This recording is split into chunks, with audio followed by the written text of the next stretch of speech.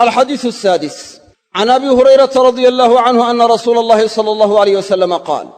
إذا شرب الكلب في إناء أحدكم فليغسله 7. نبي وحده صلى الله عليه وسلم إذا شرب الكلب هدو أيقو عبو في إناء أحدكم ويلك متكين هدو مركا كعبو وبمعنى أفك أما عربك أوقليه فليغسله هم يرو 7 تضبقور هم يرو. ولمسلم مسلم وحوصه ناظر رواية ورنايو أولاهن بالتراب تضبهم يرو أولاهن تضبضات أقوه الرئيسة التراب وعمود أعيد بالغم ميريا أو لغو عداديا. وله وحوصه ناطي مسلم وحوصه ناطي في حديث عبد الله بن مغفل يضو هذا الكسوس عدا وكسغن حديث عبد الله بن مغفل أن رسول الله صلى الله عليه وسلم قال: رسولك إلهي صلى الله عليه وسلم يري إذا ولغ الكلب في الإناء إذا ولغ هدو عربك قليا أما كدريريو الكلب أيغو في الإناء ويلك قدهيسا فاغسلوه ميرا ويلكاس 7 تضبقور ميرا وعفروه 8 بالتراب وعفروه كعدادا ومريا 8 مركز سديدادنا بالتراب عمود كعدادا وعمودكم ميرا. تعفيركو وإن عيد لغو حاله وعيد لغو حقوقه. لبضان حديث وحي تلماميان النبي صلى الله عليه وسلم أوشاقي أيغو هدو ويلك أفك قليوه إن ويلك لميره وحانا لميره يا تضبقور أمدي عيد تهي أي لميره وحان لميره يانا والنجاسة نما درادة دين النجاسي هاي أو ويلك النجاسي أي لميره. والنجاسة علماء وحيو قيبيان نجاسة مغلظة هي نجاسة مخففة. نجاسة نمدد اللي أتكيي هي النجاسة مخففة نجاسة نمدد اللي فذيدي مركا النجاسة مغلظة إلا تضبقور لما يرو مدعيتهاي وعيد لغو دري إلا لما يرو طاهر نقن ماي. حديث كان يوحو الشيغي أيغا أيو الشيغي علماء قاركود وحي إلحاقيين وهليشيين دوفارك أي هليشيين oo waxay yiraahdeen eyga iyo doofaarka mid walo kamidiba najaasadoodu waa muqallado laakiin daliil ku soo arooray oo cadeynaya in doofaarka 7 goor la maydhaayo wuxuu carabka taabsiyo daliil ku soo arooray lama hayo. qiyaasay eyga uga qiyaas qaateen ba fuqahada sidaa tiri ay ku tiri saxiixu waxay tahay najaasada doofaarku inay muqallado taho 7 goor in la maydho midicii tahay inay waajib tahay دليل أمهينه وحين كافتومين أنت الدليل كساروره. بعض أهل علمي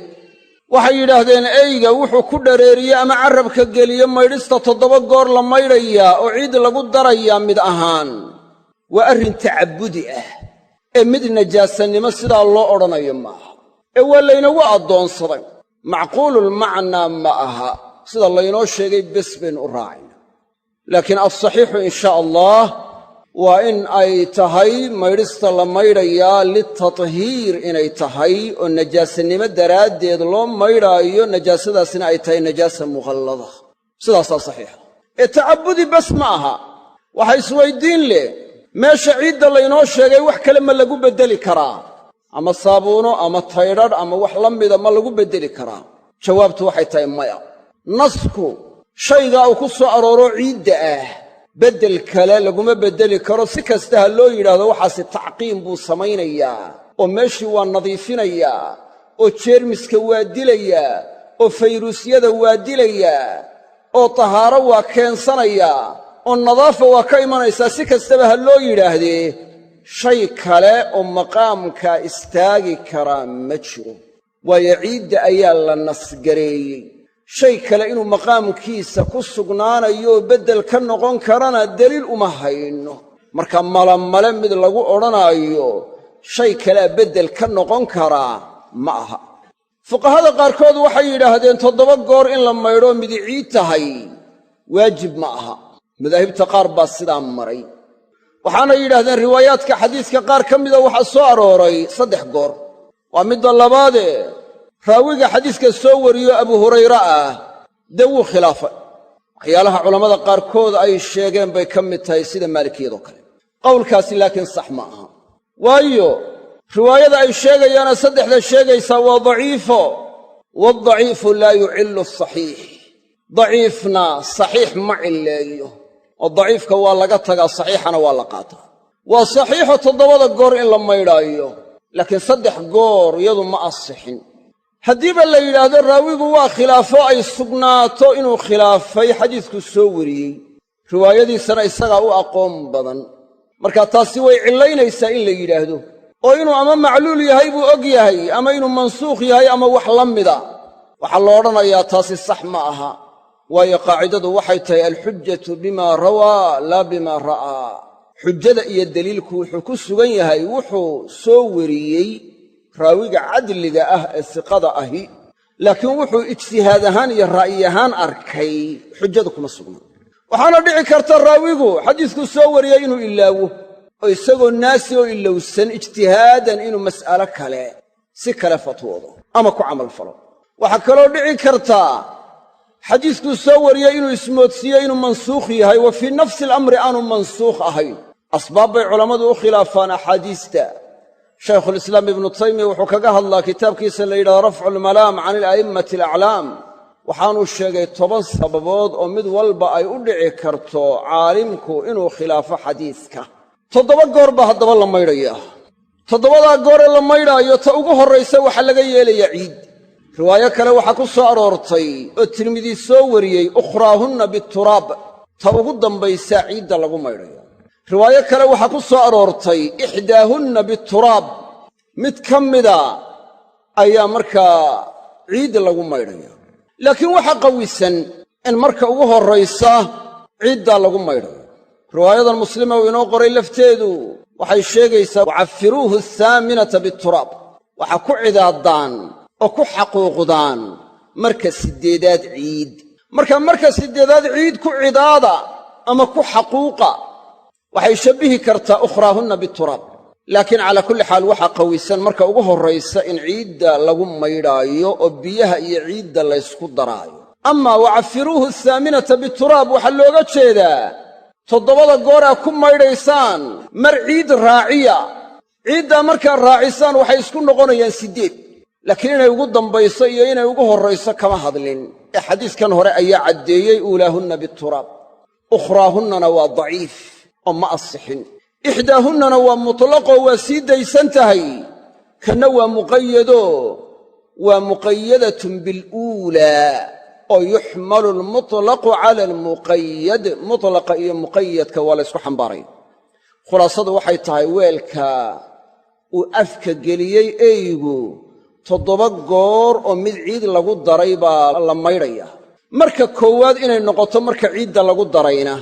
waa sida saxiixa ah weelku xadiisku sheegaye haddii wax kale ay markaa eygii carrabkiisa ku taabtana waa la mid oo haddii maradaada ama jidhkaaga uu carrabkiisa ku taabto 7 goor baad maydhaysaa ee mid ciidda la raaciyey oo ciidda lagu daray sidaasay noqonaysa eydoo dhan xukumkani miyuu u yaallaa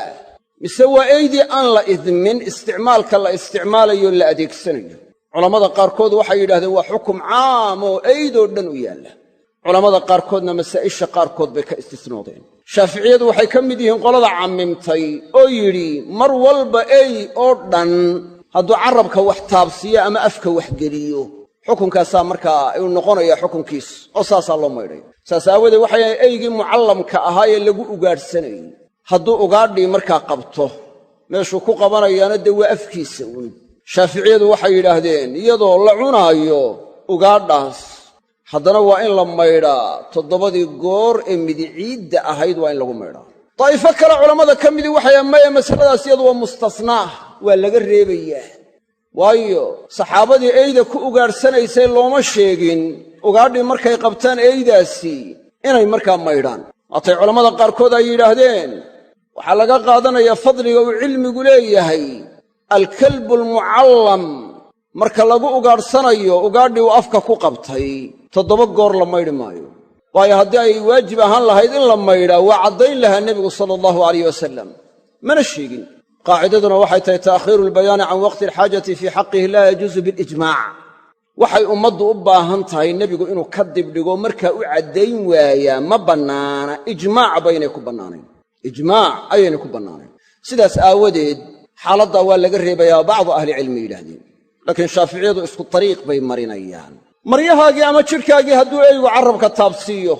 ama dhareerkiisu kugu daato ilaaba ilaa waa inaad maydhaa 7 goor oo midi ciid tahay oo ciida la raaciyey